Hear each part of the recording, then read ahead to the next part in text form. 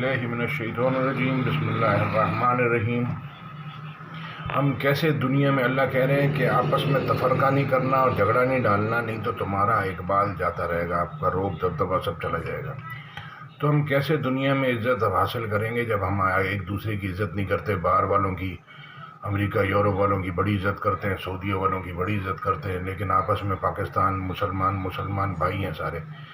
اگر یہ آپ لوگوں کو یاد ہو تو اللہ کے رسول کی حدیث ہے کہ کسی امیر کو غریب پہ نہیں ہے، کالے کو گورے پہ نہیں ہے، گورے کو کالے پہ نہیں ہے، اور امیر کو غریب پہ نہیں ہے فوقیت۔ تو آپ کے سامنے یہ حدیث بھول جاتے ہیں آپ لوگ، مطلب امیر کو دیکھ کے آپ، عرب کو دیکھ کے فوراً نیچے، اور کالے کو دیکھ کے آپ فوراً اوپر چڑھ جاتے ہیں، غریب کو دیکھ کے فوراً اوپر، امیر کو دیکھ کے فوراً نیچے۔ یہ کون سا دین ہے؟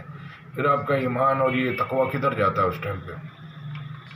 تو یہ خالی نماز میں، روزہ، حج، زکوٰۃ میں آپ کا ایمان تقویٰ ساتھ دیتا ہے، پھر جو 12 گھنٹے آپ باہر گھومتے ہیں، گالم گلوچ، مارا ماری، اس ٹائم آپ کا ایمان تقویٰ چھٹی پہ چلا جاتا ہے۔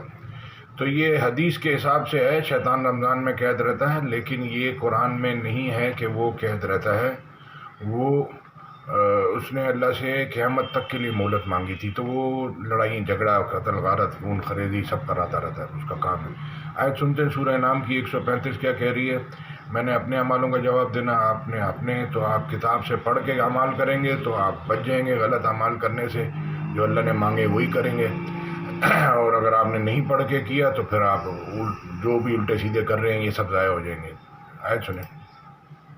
قل يا قوم اعملوا على مكانتكم إني عامل فسوف تعلمون من تكون له عاقبة الدار إنه لا يفلح الظالمون۔ کہہ دو کہ لوگوں تم اپنی جگہ عمل کیے جاؤ، میں اپنی جگہ عمل کیے جاتا ہوں۔ عنقریب تم کو معلوم ہو جائے گا کہ آخرت میں بہشت کس کا گھر ہوگا۔ کچھ شک نہیں کہ مشرک نجات نہیں پانے کی، اور یہ لوگ خدا ہی کی۔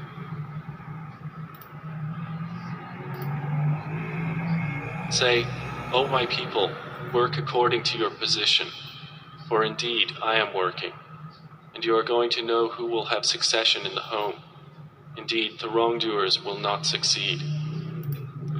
اللہ کہہ رہے ہیں کہ شیطان کا داؤ بودا ہوتا ہے۔ اب یہ شیطانی طاقتیں اپنی چالیں کھیلتی ہیں۔ ایک اللہ کہتے ہیں بہترین پلانر اللہ ہے، ہوتا وہ ہے جو اللہ چاہتے ہیں۔